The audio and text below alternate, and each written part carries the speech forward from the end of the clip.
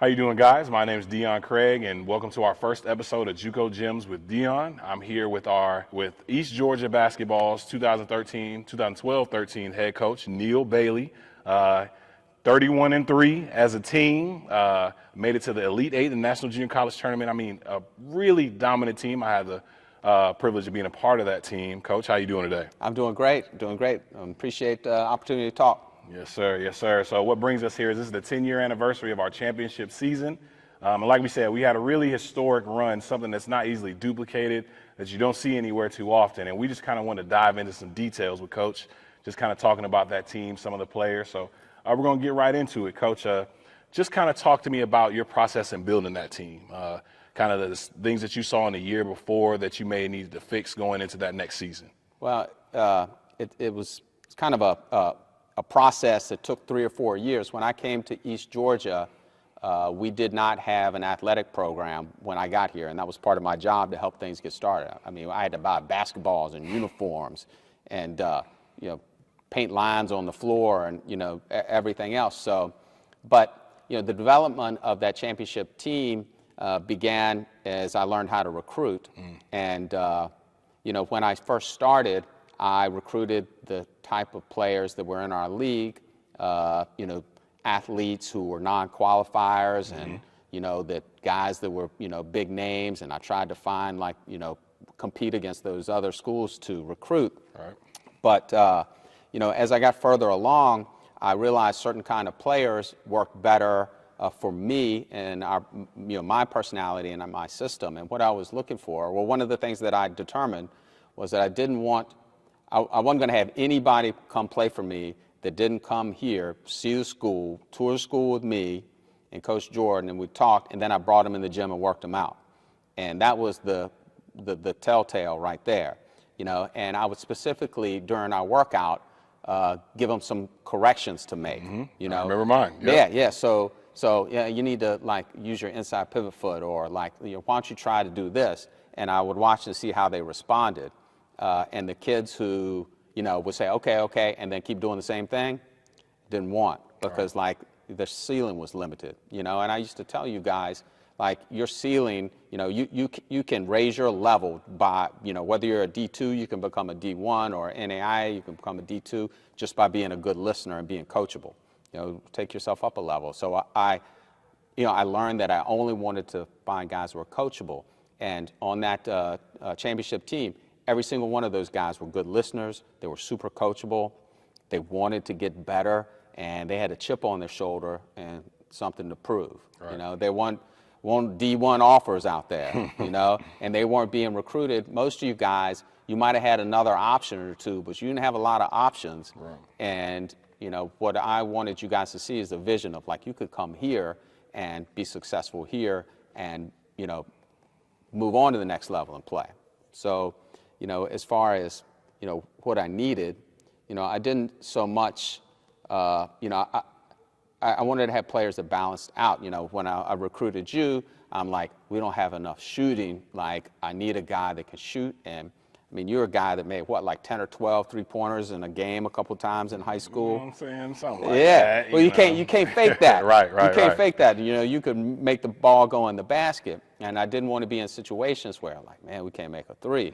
And you were a guy that, if we were struggling from the perimeter or teams were packing it in, put Deion in there and they had to adjust. Right. They had to adjust no matter what, And I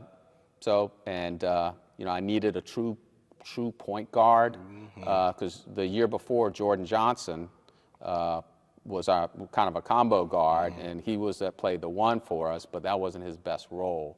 And then when Trayshawn Haygood came in, he's a pure point guard. And, I was telling my son about Trey when we were driving up here. I'm like, he's your worst nightmare. Man, listen. Because you do not want that dude playing you man full court. Coach, I tell people stories about my first few weeks of practice here. We do that guard the channel drill, and I'd be dribbling, going against Trey, and then my hand would keep moving, and the ball would not be there. Yeah. I mean, it's no joke. Yeah. He was. So, and guys like that, because I always believe that your team's defensive intensity starts with ball pressure.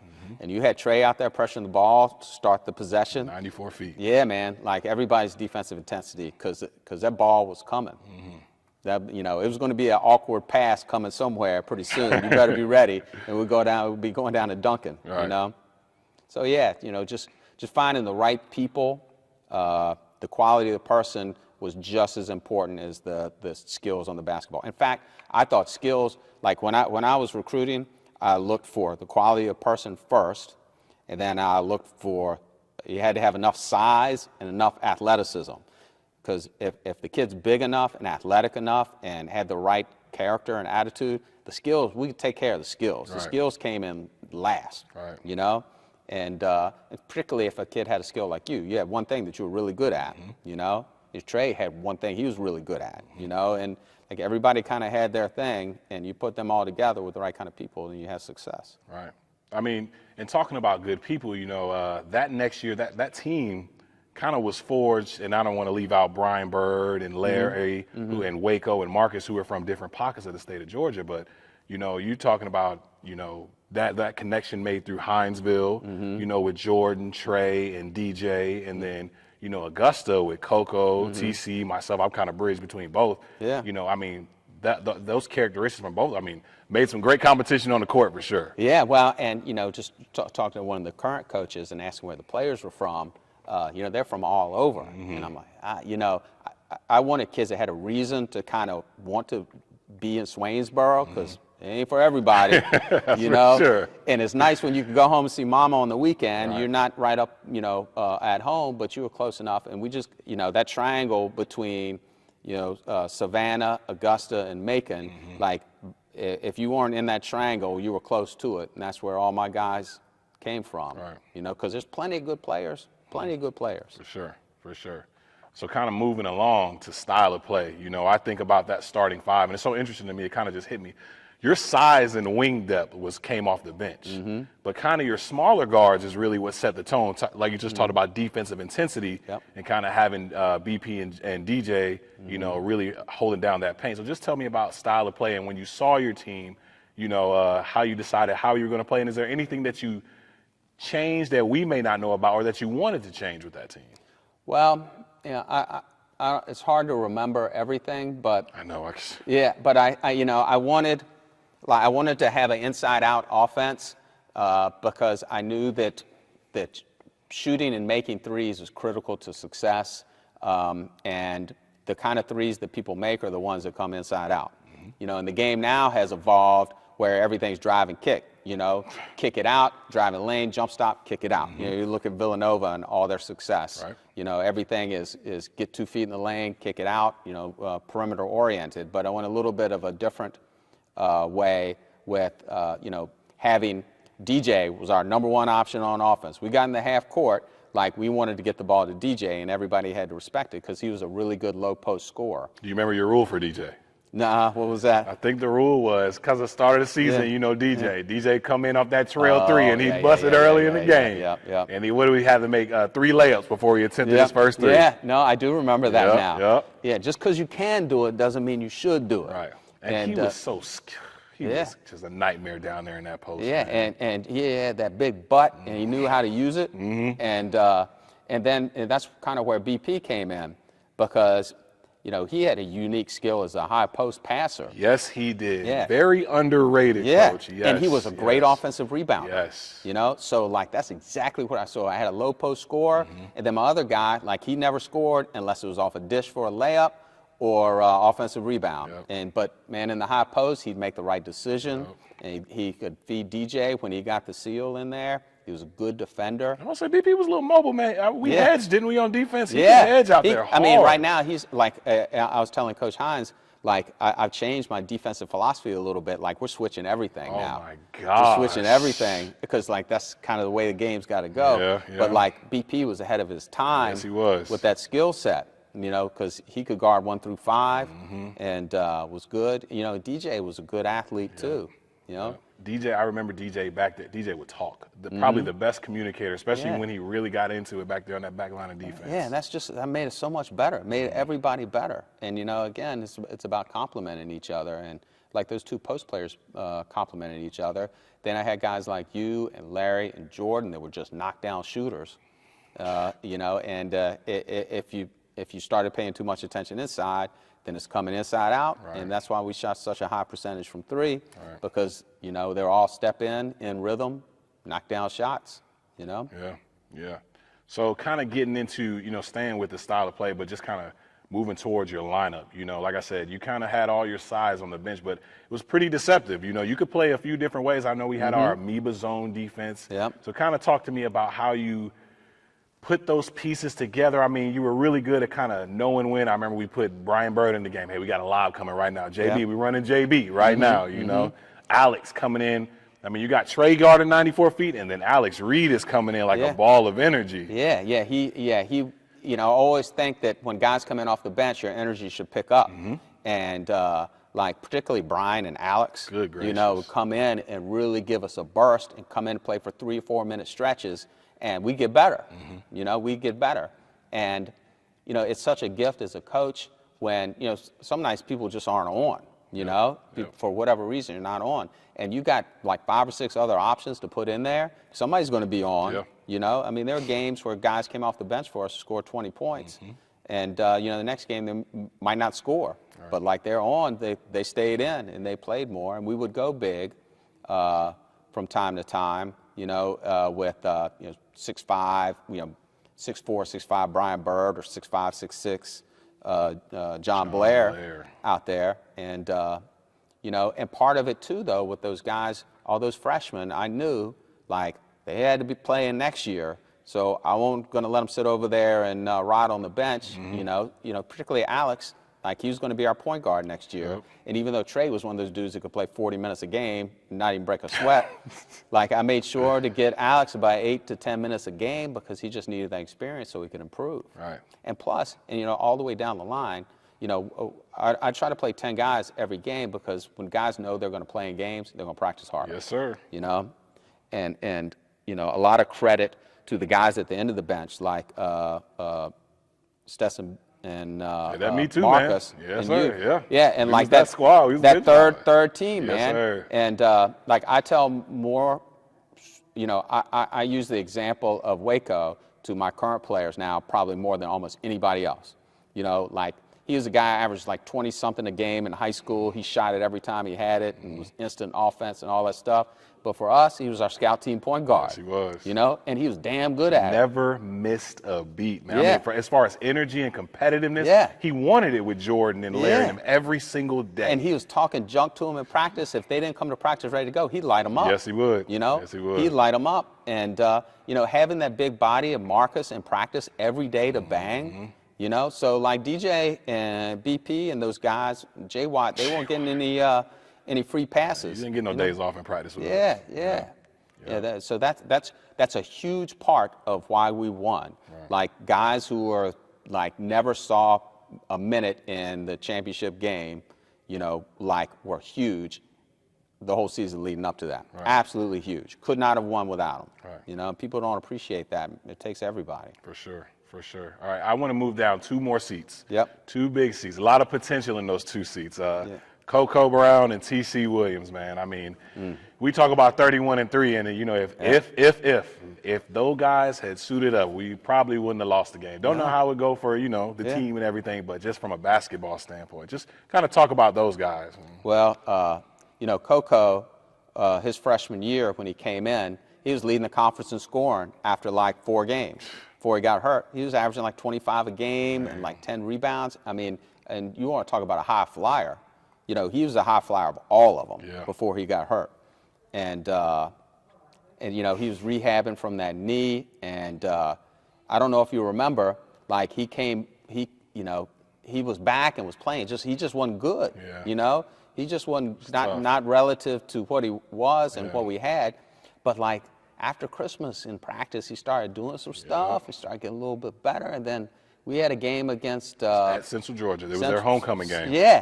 And like, we weren't playing well. I'm like, put Coco out there, and he scored a couple good buckets. He did. And then, like, he ended up with like 20 that game. Yes, he did. I'm like, dang, Coco might be back. Hey, Coach, I remember Coco's back. I was like, man, we just got that much deeper. And then the next game, we played here in Waycross, and he was playing well again. Yes, he did. Like, I put him in probably 4 minutes into the game. Like, he's basically going to play starters minutes now. And then he got hurt again.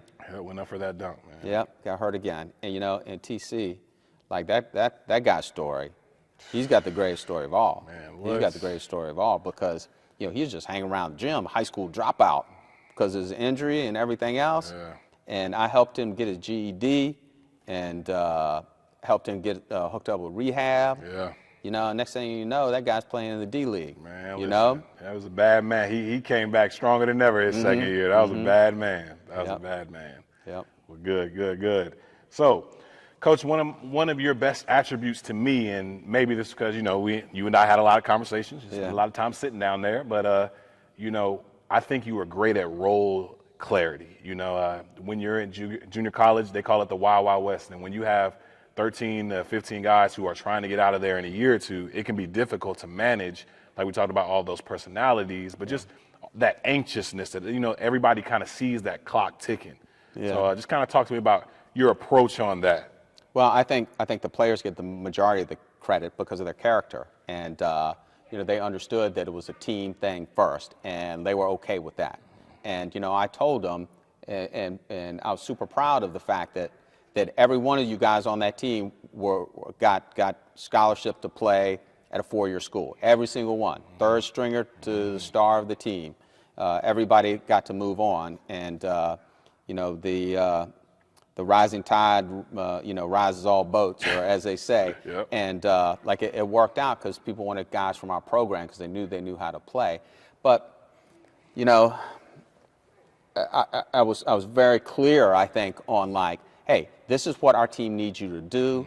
And when they did their job well, I, absolutely applauded it and recognized it. And I think that's the key, that, when Waco did a great job in practice, challenging someone or running the other team's offense, I'm like, hey, a great job, man. Right. That's it. You did exactly what and you needed. And you reward with an extra few minutes here, especially if it was, if we knew the game, especially we knew we were going to get up. Well, we really never knew, but if the game got out of hand, we knew you would try us early. That means something, especially when you, like you said, you get into that next practice. All right, I got an extra 2 minutes here. What do I do to make that 10 minutes? Well, because the playing time was always going to be there, and the competition in practice was legit. And if you didn't perform, then somebody else was going to. Right. And because it was all about the team, and the leadership was good. Guys like Larry Bullock, Heart and soul, baby. Heart and soul. Yeah. I mean, it was just great leadership. And the joy of being in practice every day that almost everybody on the team had, and they made it fun. That's what I'm trying to tell my team right now. Right. It's fun. I'm excited to be here today. Yep. We're playing basketball. We're doing what we love, and it's contagious. And if you have a bunch of guys like that, they're happy to be there. They want to compete in practice, and then when game time comes, they want to contribute. And again, I think it worked out. Yeah.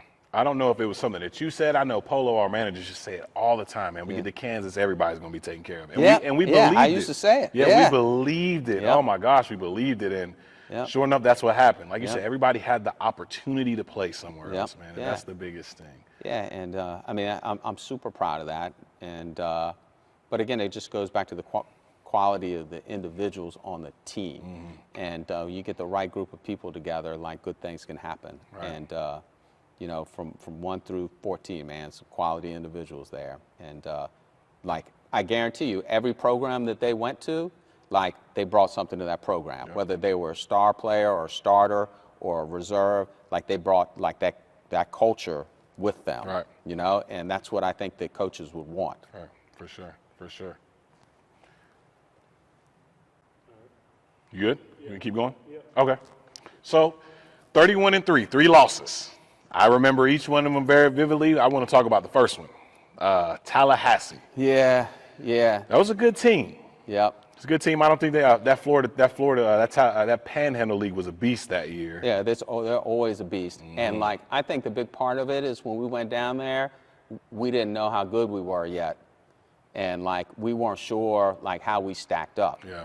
and they kind of hit us in the mouth a little bit, and we did not respond well. And I think our buddy Jordan got ejected in that game. Did he get ejected that game? Oh, okay. He got ejected that game, and he was frustrated. Shots weren't going in, and like, you know, I probably didn't have a good game plan, and like, I probably wasn't even sure that we were going to win, and it kind of probably perpetrated through to everybody. So, but then, you know, the next day we played without Jordan against a pretty good Florida team. We came back and we won pretty good. It was like, all right, man, we're going to be all right. Yeah. I think DJ had a really good game that next game, too. Yeah, I think he did. Yeah. I think he did. Yep. And he really, I mean, I kind of read some stuff where he was a little shaky starting off the season. That we kind of got into just kind of him trying to find his way. You know, DJ had aspirations. He wanted to get up out of here. He was a good, really good ball player. But when he really settled into what he could do, I mean, you know, we went against guys. You remember Big Jarvis from Gordon? Yeah. DJ wore him out, man. Yeah.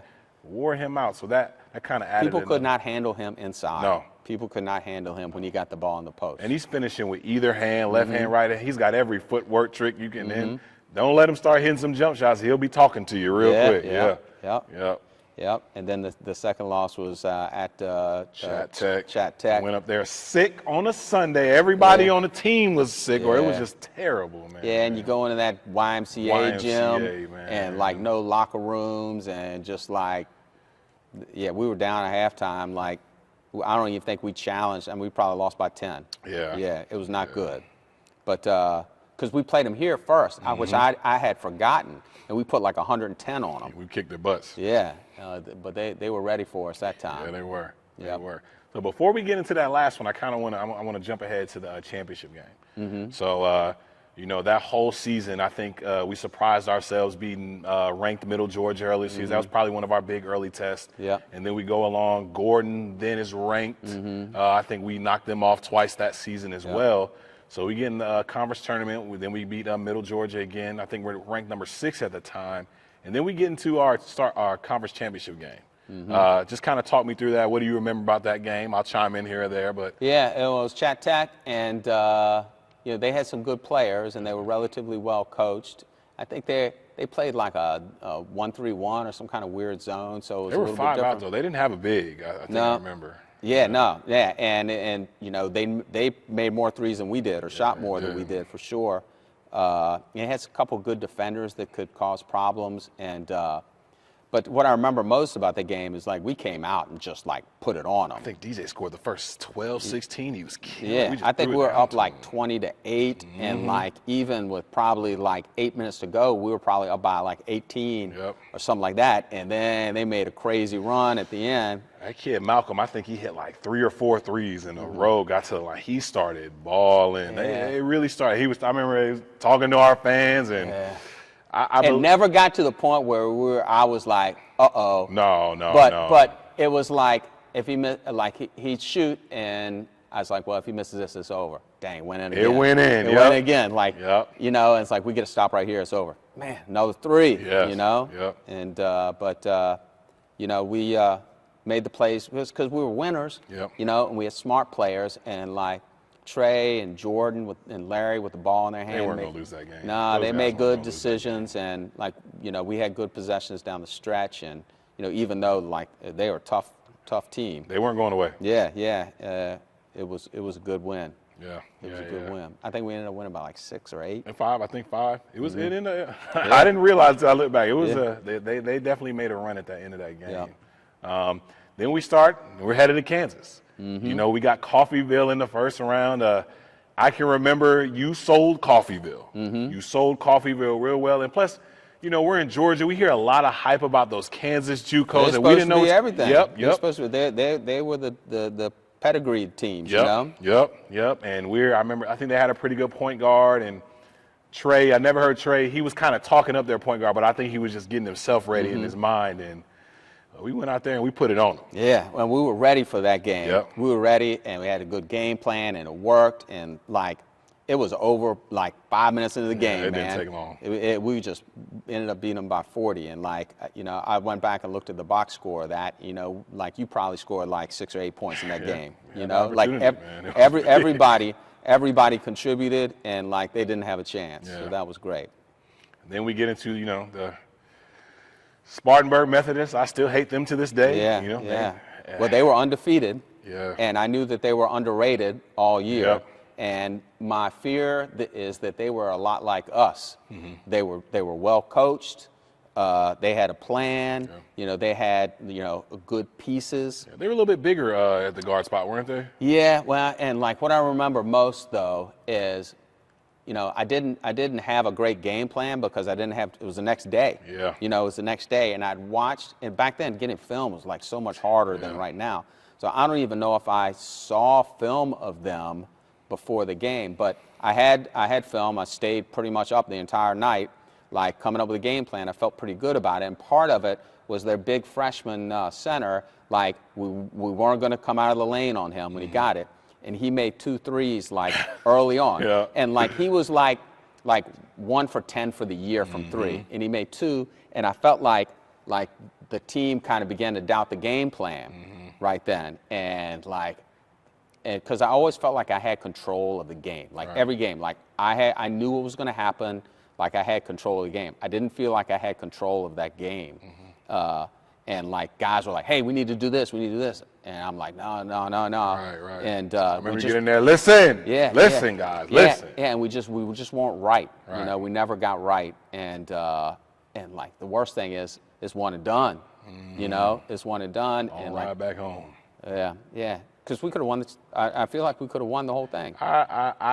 We watched. I remember we watched Central Florida. We watched Northwest Florida. I believe if we won, we watched Northwest Florida. I don't know if everybody felt like this. Northwest was good. Yes, but I remember I wanted to see, as a fan and as a teammate, I wanted to see Trey match up against Chris Jones more than anything. I was like, if Trey gets the chance, because he was going to Louisville, and we had saw them the day before.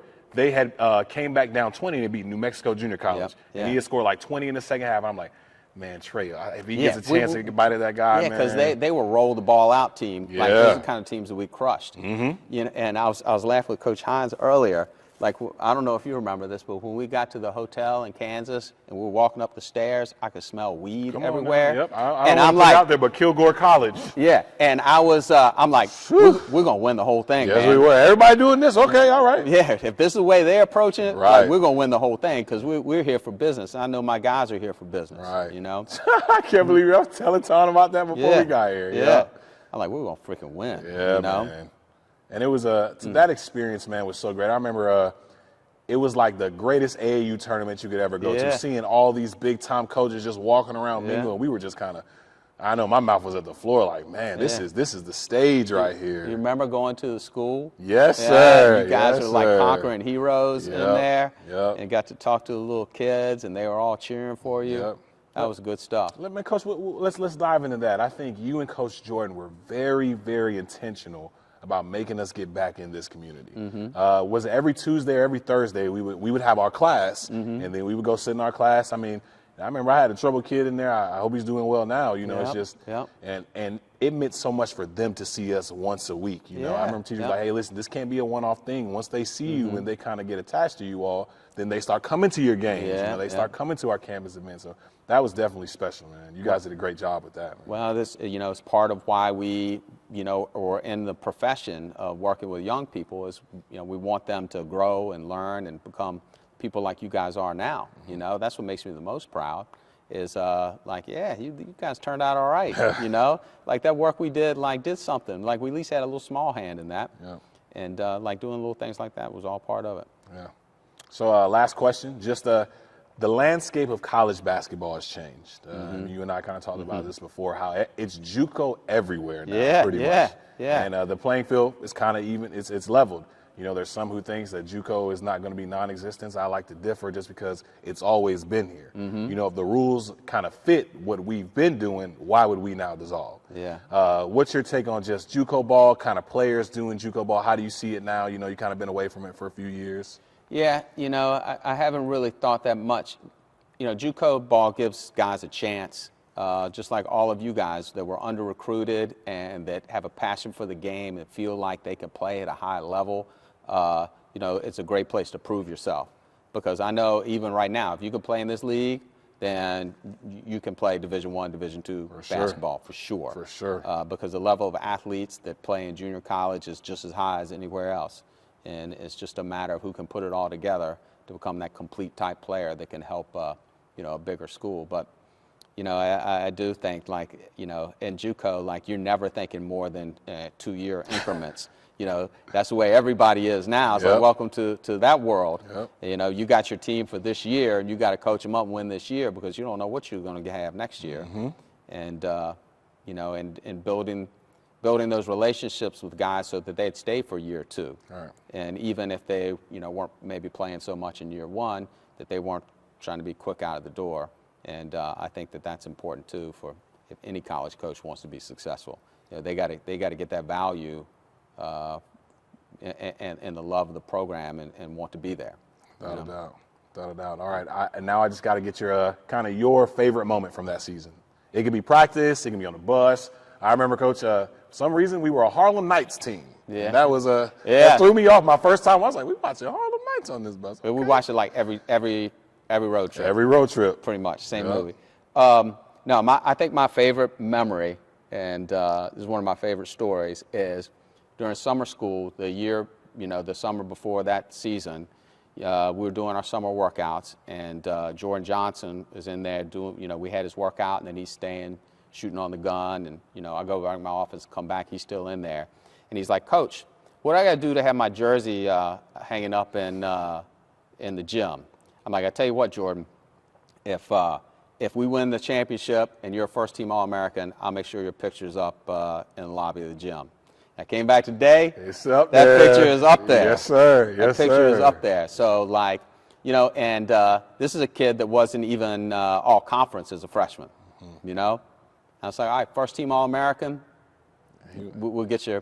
And, I got to admit, I didn't think that was going to happen. Yeah. He did it. Yeah. That man made that happen. Yes, he did. He made that happen. And was never really – I remember there's games, Jordan, you keep on shooting, and he never wanted to shoot us out of a game. Yeah. He was so humble in that respect of always thinking about everybody else and just kind of, how I don't know if he cared how he was perceived, but just how we wanted to win. He was just a competitor, man. Yeah, he was. He was just a competitor, and he wanted to win. Yeah. Well, Coach, I thank you for your time, man. It was great seeing you, man. It's great being here. Awesome. Great being with you. Yeah, this was awesome.